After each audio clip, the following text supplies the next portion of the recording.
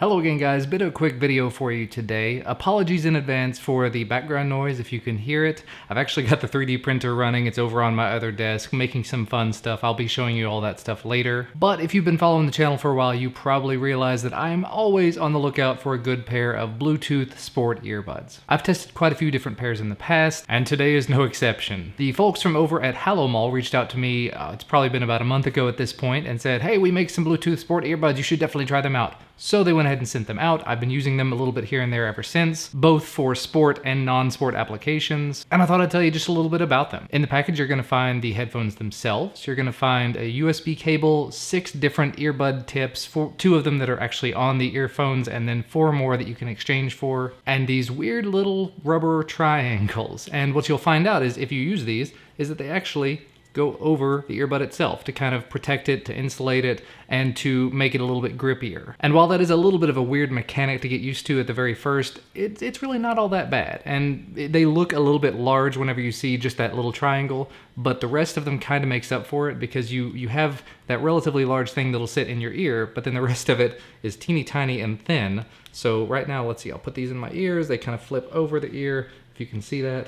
They go around the back of the head. There's no extra slack there, and they fit very nicely. And actually, in my case, they touch the back of my ear here, so it gives it a little extra point of grippiness, which is very, very nice. As far as the actual headphones themselves, when you take these off, there's several buttons. You've got the power button, call button, multifunction button, whatever, track forward, track back buttons on this side, and then the other side, you've got volume up, volume down buttons. But what I really found interesting about these, especially as compared to a lot of the other ones that I've used, is they support NFC pairing. So once you turn them on, you can just stick your smartphone right up next to them and it'll say connecting. And then when it's done, it says connected inside your ear.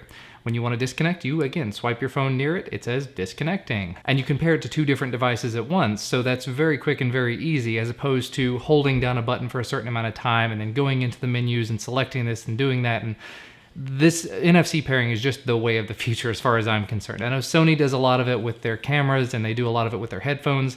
I'd like to see it in more pairs of Bluetooth headphones that I test. As far as the actual review of them, the sound quality is excellent.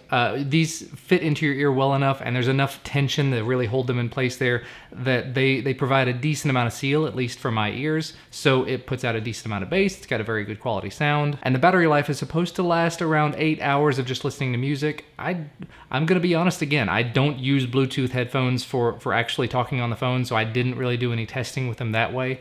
But it says if you want to do talking with it, you can talk for, I think, 6 hours. As far as the 8-hour time period, again, I don't spend 8 hours running at one time. So I ran with them several times. I used them for probably a couple of hours traveling in the car with family, and they did amazingly well. I've only charged them once at this point, and I don't think they needed it. I do kind of wish there was a way to know the battery level by hitting a button or by holding something. I haven't found a way to do that quite yet. I will be on the lookout for that. I really only have a couple of teeny tiny little minor complaints with them at this point.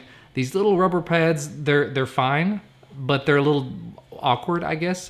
You know, it's just a little odd to try to get them on, but once you've got them on there, they're fine. They can kind of slip off, but again, once it's in your ear, it's not a problem, and that little extra bit of rubbery grippiness helps it hold in there and helps it stay in very, very nicely. The other sort of problem that I have with it, if you can see it, is this little section. You know, you've got the tip that actually fits into your ear canal, and this extra part, this, after a little bit of time, can get very, very uncomfortable. So it's not that bad. Like I said, I was able to wear them for a couple of hours at a time while riding in the car.